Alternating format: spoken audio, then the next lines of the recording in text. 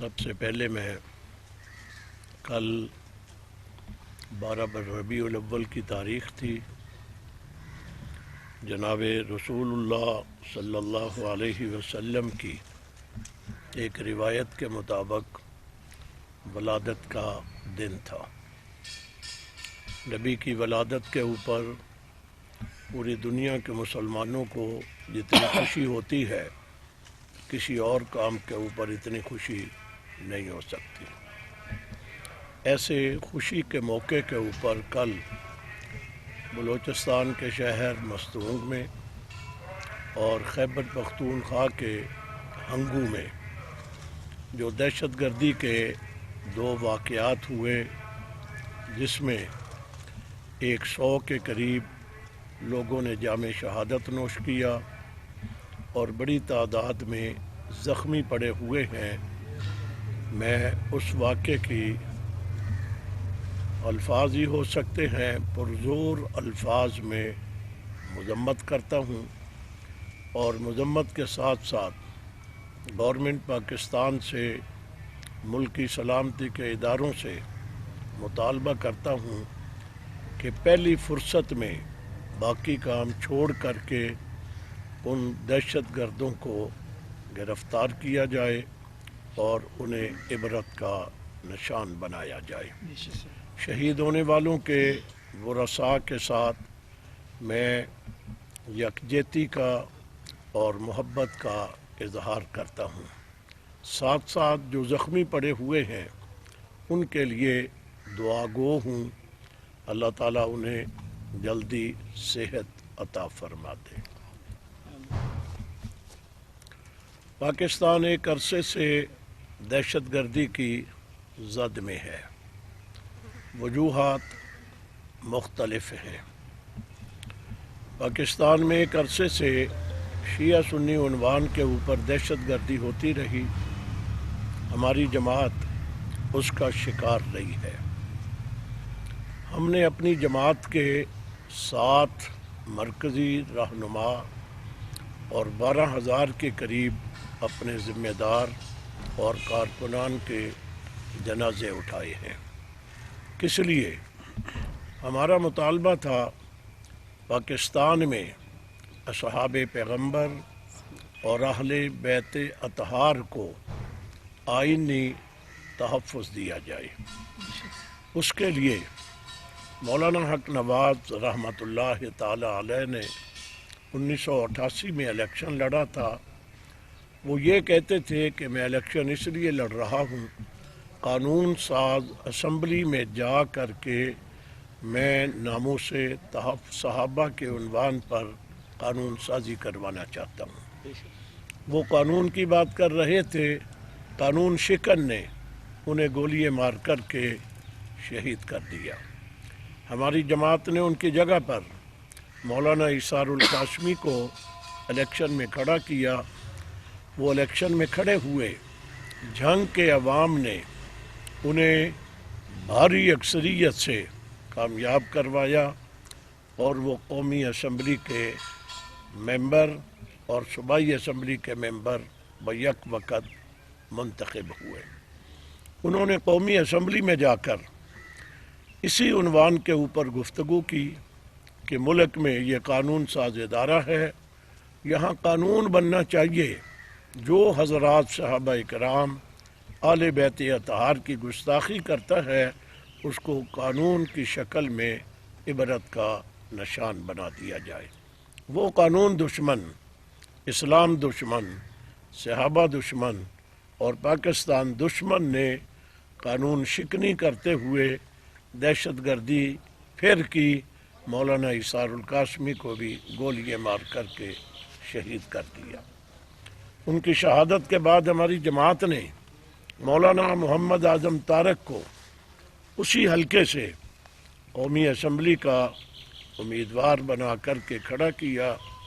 جھنگ کے عوام نے پھر ایک مرتبہ مولانا اعظم طارق کے حق میں اپنا ووٹ استعمال کیا اور انہیں کامیاب کروا کر کے قومی اسمبلی میں بھیجا۔ آپ کے علم میں ہوگا ایک مرتبہ اس کے بعد والے الیکشن میں جہاں کے عوام کی محبت دیکھیے اور عوام کی ہماری جماعت کی لیڈرشپ کے ساتھ مشن کاز کے ساتھ محبت دیکھیے کہ مولانا اعظم طارق صاحب جیل میں تھے، جیل میں رہ کر کے انہوں نے قومی اسمبلی کا الیکشن لڑا تھا اور کامیاب ہو کر کے قومی اسمبلی میں پھر گئے تھے۔ انہوں نے قومی اسمبلی میں تحفظ ناموس صحابہ و اہل بیت بل پیش کیا تھا، جس کا مطلب یہ تھا کہ اس قانون ساز ادارے میں قانون بنائیے جو پاکستان میں صحابہ کرام اہل بیت اطہار کی گستاخی کرتا ہے اس کو قانون کی شکل میں عبرت کا نشان بنا دیا جائے۔ مگر قانون شکنوں نے، اسلام دشمنوں نے، پاکستان دشمنوں نے، دہشت گردوں نے پھر ایک مرتبہ قانون کو ہاتھ میں لیا، ملک کے امن کو تباہ و برباد کرنے کے لیے مولانا اعظم طارق کو جو پارلیمنٹ کی طرف ہی جا رہے تھے راستے میں گولیاں مار کر کے انہیں بھی شہید کر دیا۔ کیا مطلب ہے؟ وہ دشمن یہ چاہتا ہے کہ ملک میں قانون نہ بنے، وہ چاہتا ہے ملک میں امن قائم نہ ہو، وہ چاہتا ہے ملک میں استحکام نہ ہو، وہ چاہتا ہے غیر ملکی اشاروں کے اوپر اس ملک کی جڑوں کو کمزور اور کھوکھلا کرنا چاہتا ہے۔ ہماری جماعت نے قربانیاں پیش کیں مگر اپنے کارکنوں کو صبر اور ضبط کی تلقین کی، بتلایا ہم دشمن کی سازش کو کامیاب نہیں ہونے دیں گے، یہ ملک ہمارا ہے، یہ شہر ہمارے ہیں، اس لیے ہم نے کسی کے اوپر ہاتھ نہیں اٹھانا، طاقت کا استعمال نہیں کرنا، ہم نے صبر کا مظاہرہ کیا۔ بدقسمتی سے مولانا اعظم طارق نے جو بل پیش کیا تھا اس وقت وہ منظور نہ ہو سکا۔ اگر وہ منظور ہو جاتا تو آج یہ پاکستان میں جو گستاخیوں کے واقعات ہو رہے ہیں یہ واقعات رونما نہ ہوتے۔ ہم نے ہمیشہ قانون کی بات کی، ہمارے دشمن جو ہے اس نے ہمیشہ قانون کو ہاتھ میں لیا۔ مولانا اعظم طارق کے بعد جماعت نے مجھے نامزد کر دیا، اسی حلقے سے میں الیکشن لڑتا ہوں، رات کے 12 بجے تک میں جیتا ہوا ہوتا ہوں، رات کے 12 بجنے کے بعد پھر گنتی الٹی شروع ہو جاتی ہے، مجھے جیتے ہوئے کو ہرا دیا جاتا ہے۔ مولانا اعظم طارق صاحب اس حلقے سے 44,000 ووٹ لے کر قومی اسمبلی کے ممبر بنتے تھے، میں 72,000 لے کر کے بھی قومی اسمبلی میں نہ جا سکا۔ آپ اس سے اندازہ لگائیں اور جنگ کے عوام کی محبت کا بھی آپ اندازہ لگائیں۔ میرا راستہ روکا گیا کہ یہ اسمبلی میں نہ جا سکے۔ میں سمجھتا ہوں وہ قانون شکن، وہ ملک دشمن، وہ صحابہ کا دشمن، وہ آل بیت کا دشمن، وہ نہیں چاہتا کہ قانون کی بات کرنے والے قانون ساز ادارے میں جائیں۔ چنانچہ ہم نے محنت جاری رکھی، ہماری محنت سے، ہماری کوششوں سے آپ نے دیکھا پنجاب اسمبلی میں تحفظ بنیاد اسلام بل لایا گیا۔ بدقسمتی سے گورنر صاحب نے اسے منظور نہ ہونے دیا۔ آزاد کشمیر کی قانون ساز اسمبلی میں وہاں کے سابق وزیر اعظم سردار عتیق احمد صاحب نے ایک قرارداد پیش کی اسی عنوان کی جس کو پوری قانون ساز اسمبلی نے متفقہ طور پر منظور کیا۔ خیبر پختونخوا کی صوبائی اسمبلی میں سردار محمد یوسف صاحب جو مسلم لیگ کے ذمہ دار ہیں انہوں نے وہی قرارداد خیبر پختونخوا کی اسمبلی میں پیش کی، پوری اسمبلی نے اس قرارداد کو متفقہ طور پر منظور کیا۔ حاجی صالح محمد صاحب جو مانسرہ سے آزاد حیثیت میں قومی اسمبلی کے ممبر بنے تھے، بعد میں وہ پی ٹی آئی میں چلے گئے، انہوں نے قومی اسمبلی میں وہی قرارداد پیش کی اور بڑی خوبصورت گفتگو فرمائی۔ انہوں نے کہا تھا جب تک ملک میں اصحاب پیغمبر اور اہل بیت اطہار کی ناموس کے تحفظ کا قانون نہیں بنتا اس وقت تک ملک سے فرقہ واریت کا خاتمہ نہیں ہو سکے گا۔ چنانچہ اسی وقت میں مولانا عبدالاکبر چترالی یہ جماعت اسلامی کے MNA ہیں، ہماری ان سے ملاقات ہوئی، رابطے ہوئے، ہم نے وہ بل ان کے سپرد کر دیا۔ ان سے ہم نے کہا آپ یہ بل قومی اسمبلی میں پیش کریں، اللہ ان کا بھلا کرے۔ انہوں نے قومی اسمبلی میں پیش کر دیا، اور جب قومی اسمبلی میں پیش ہوا، قومی اسمبلی میں جانے کے بعد قومی اسمبلی نے اس بل کو پاکستان کی اسلامی نظریاتی کونسل میں بھجوایا۔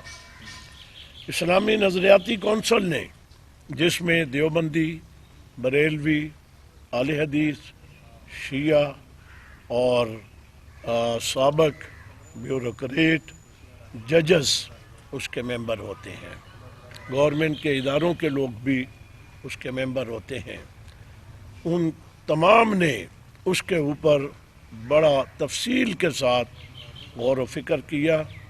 متفقہ انہوں نے لکھا کہ ملک میں اصحاب رسول کے عنوان پر یہ بل منظور ہونا چاہیے تاکہ ملک سے فرقہ واریت کا خاتمہ ہو جائے۔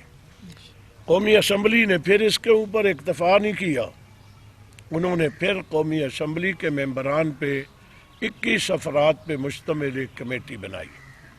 اس کمیٹی نے اپنے اجلاس کیے، اس کمیٹی نے متفقہ لکھا کہ تحفظ ناموس صحابہ و اہل بیت بل منظور ہونا چاہیے۔ چنانچہ نظریاتی کونسل کی تائید سے، 21 افراد پہ مشتمل کمیٹی کے ارکان کی تائید سے وہ بل 17 جنوری کو پاکستان کی قومی اسمبلی میں پیش ہوا۔ جب پیش ہوا تو اس وقت اسمبلی میں بیٹھے ہوئے تمام اراکین نے ہاتھ کھڑے کر کے آواز دے کر کے کہا ہم اس کی تائید کرتے ہیں، یہ بل منظور ہونا چاہیے۔ چنانچہ 17 جنوری 2023 کو پاکستان کی قومی اسمبلی نے اس بل کو متفقہ طور پر منظور کر لیا۔ ملک کا قانون ہے، قومی اسمبلی جب کوئی بل منظور کرتی ہے اسے پھر سینٹ میں جانا ہوتا ہے، جب تک سینٹ منظور نہ کرے اس وقت تک وہ قانون نہیں بنتا۔ وہ بل سینٹ میں آیا، سینٹ میں آنے کے بعد ایک طبقہ یہ شور مچا رہا ہے کہ رات کے اندھیرے میں بل منظور کر لیا، کبھی کہتے ہیں عجلت میں منظور کر لیا، کبھی کہتے ہیں کسی کو پتہ ہی نہیں چلنے دیا، بس اندھیرے میں لا کر کے یوں منظور کر لیا۔ یہ 17 جنوری کو منظور ہونے والا بل جو قومی اسمبلی سے ہوا، یہ یہاں سے سینٹ میں گیا۔ آپ دیکھیں جنوری کے بعد فروری کا مہینہ، پھر مارچ، پھر اپریل، پھر مئی، پھر جون، پھر جولائی، پھر اگست کا مہینہ آیا۔ اس دوران میں آپ اندازہ لگا لیں کتنی بحث ہوئی ہوگی، کہاں کہاں تک تبصرے ہوئے ہوں گے، کہاں کہاں تک اس کے اوپر باتیں ہوئی ہوں گی۔ اگر ہم نے کوشش کی تو مخالف فرقہ جو ہے انہوں نے اپنی ایڈی چوٹی کا زور لگایا۔ ایران کے نمائندے پاکستان میں آئے، ایران کا وزیر خارجہ چیئرمین سینٹ سے ملا، اراکین سینٹ سے ملا، انہوں نے کہا یہ بل منظور نہیں ہونا چاہیے۔ کیا مطلب ہے؟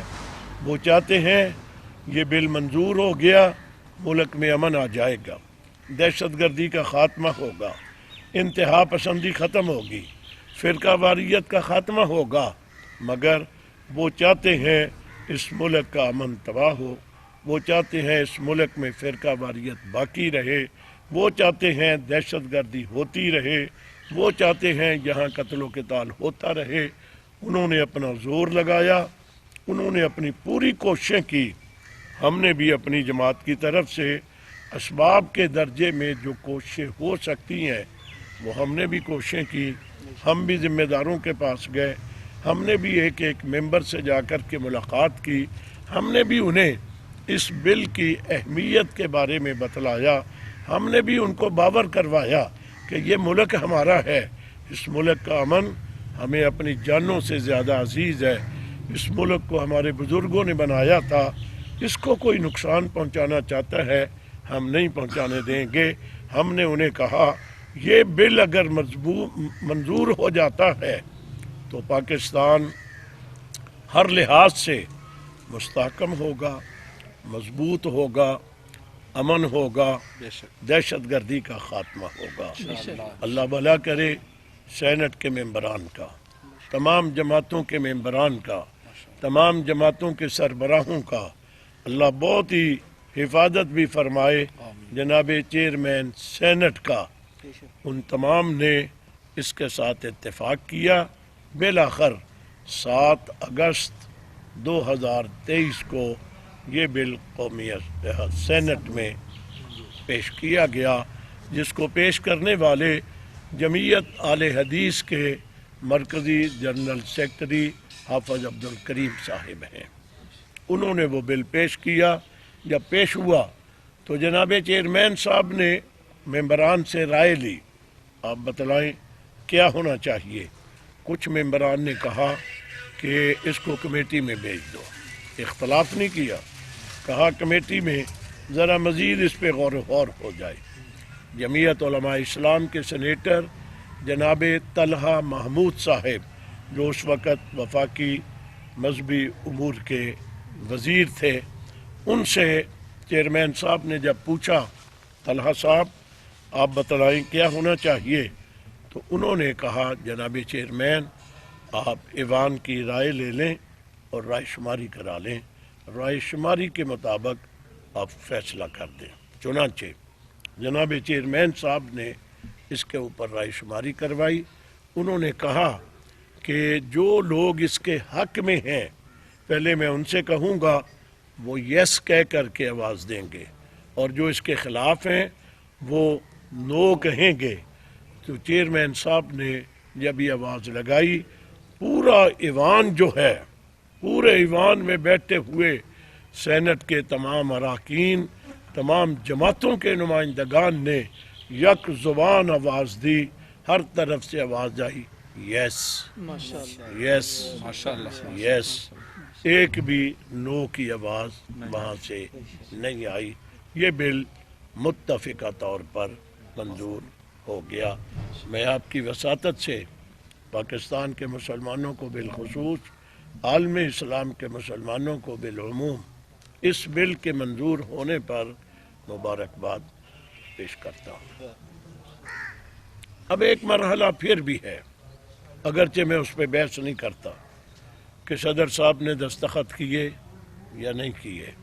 میں ضرور کہنا چاہوں گا اگر اس قانون کے راستے میں کوئی رکاوٹ بنی اور یہ منظور نہ ہوا تو ملک میں جتنے گستاخیوں کے واقعات ہوں گے، جیسا کہ آپ نے حیدرآباد کا ذکر کیا، جیسا کہ گلگت میں، استور میں، وہاں پر گستاخیاں ہوئی ہیں، وہاں پاکستان مرد آباد کے نعرے لگائے گئے ہیں، وہاں انڈیا کا پرچم لے کر کے شیعہ نے لہرایا ہے، وہاں کے شیعہ نے مطالبہ کیا ہے کہ ہمارے لیے انڈیا کا راستہ کھولا جائے۔ یہ مطالبے انہوں نے کر دیے۔ بل منظور ہوا، صحابہ اہل بیت کے نام کا، نعرے پاکستان کے خلاف لگ رہے ہیں، مرد آباد کہا جا رہا ہے، انڈیا کے پرچم لہرائے جا رہے ہیں۔ کیا بات سمجھ آ رہی ہے؟ پتہ چلتا ہے یہ لوگ پاکستان کے نہیں ہیں، یہ کسی اور کے اعلی کار ہیں، یہ کسی اور کے ایجنٹ بن کر کے اس ملک کو پہلے بھی نقصان کرتے رہے، آئندہ بھی یہ نقصان کرنا چاہتے ہیں۔ میں کہنا یہ چاہوں گا آج کے بعد ملک کو کوئی نقصان ہوا، آج کے بعد کوئی گستاخی ہوئی تو پاکستان کے اس وقت قائم مقام صدر ہیں جناب عارف علوی صاحب، ان کی گردن کے اوپر اس کا بوجھ ہوگا اور وہ دنیا میں بھی جواب دہ ہوں گے اور کل قیامت کے دن بھی وہ جواب دہ ہوں گے۔ دیکھیں یہ بھی ہو سکتی ہے، تو انہوں نے اگر کہا تھا تو میں نے بھی کہا تھا ہم بھی آ رہے ہیں، وہ تو نہیں آئے، آپ تو چلے گئے تھے نا۔ ہم چلے گئے، وہ نہیں آئے۔ اگر طاقت کے ذریعے سے ہی یہاں باتیں منوانی ہے تو پاکستان میں اہل سنت سواد اعظم ہے۔ بے شک سواد اعظم اگر چل پڑے پورے ملک کے، پھر ان کا راستہ کون روک سکے گا؟ وہ تو ایک اقلیت ہے۔ اگر اقلیت طاقت کو شو کر کے بات منوانا چاہتی ہے تو پھر انشاءاللہ پاور شو ہمارے پاس بھی ہے، ہم بھی بہت بڑی طاقت وہاں شو کر سکتے ہیں، اور ہم نے ربیع الاول کے آنے سے ایک دن پہلے ہی وہ اپنی طاقت شو کر بھی دی ہے۔ پاکستان بنا تھا، نعرہ لگایا گیا تھا، پاکستان کا مطلب کیا؟ لا الہ الا اللہ۔ قائد اعظم محمد علی جناح کا وہ بیان ریکارڈ کے اوپر موجود ہے، میں ایسی مملکت بنانا چاہتا ہوں جہاں خلافت راشدہ کا نظام نافذ ہوگا۔ بدقسمتی سے 70 سال گزر گئے، لا الہ الا اللہ کا نظام نہ آ سکا، خلفائے راشدین کا نظام نہ آ سکا۔ بڑی ذمہ داری سے کہتا ہوں، آج بھی وہ نظام اس ملک میں نافذ کر دیا جائے، مہنگائی کا خاتمہ ہو جائے گا، بے روزگاری کا خاتمہ ہو جائے گا، اور باقی مسائل کا حل بھی اسلام کے عادلانہ نظام کے اندر ہی ہے۔ اس کو دیکھنے کے لیے ہمارا پڑوس افغانستان ہے۔ آپ دیکھیں ایک طویل عرصہ تک وہاں جنگ ہوتی رہی، امریکہ نے بم مار مار کر کے اس کو کھنڈرات بنا دیا، وہ نہتے تھے، انہوں نے مقابلہ کیا، بالآخر بڑی قربانیوں کے بعد وہاں ان کی حکومت بن گئی، اور حکومت کے بن جانے کے بعد آپ بھی سنتے ہیں پچھلے دنوں وزیر خارجہ ملا متقی پاکستان آئے ہوئے تھے، میری ان سے بڑی تفصیلی ملاقات ہوئی، میں نے ان سے سوالات کیے، میں تو حیران ہو گیا ان کی باتیں سن کر کے۔ ہم سمجھتے تھے شاید وہاں کوئی بھوک ہے، پتہ نہیں روٹی کھانے کو ملتی ہے یا نہیں ملتی، پتہ نہیں وہاں کے رہنے والوں کی حالات کیا ہیں۔ میں حیران تھا، میرے سامنے خشک میوہ جات پڑے ہوئے تھے، تو ملا متقی مجھے کبھی انجیر اٹھا کر کے مجھے دے رہے ہیں، کبھی مجھے انہوں نے بادام دیا، کبھی انہوں نے دوسری چیزیں اٹھا کر کے دیں، اور بول کر کے کہہ رہے ہیں کہ ہمارے افغانستان کے ہیں۔ بتانا یہ چاہتے تھے کہ وہاں بھوک نہیں ہے، وہاں تو یہ چیزیں کھانے کو ملتی ہیں، پیداوار وہاں ہو رہی ہے، اور پاکستان میں سب سے بہترین انار، بہترین سیب جو ہے وہ وہیں سے آتا ہے۔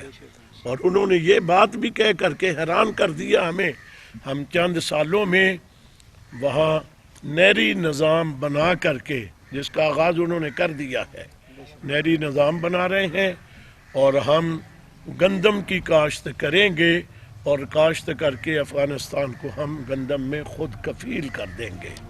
ٹرین افغانستان سے پاکستان میں، اس وقت آپ کے پاس تیل باہر کا آنے والا افغانستان کے ذریعے سے آ رہا ہے۔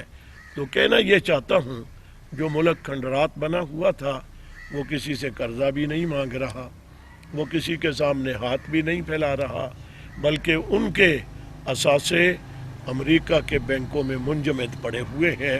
وہ کہتے ہیں ہمارا ہی ہمیں دے دو، ہم تم سے نہیں مانگتے۔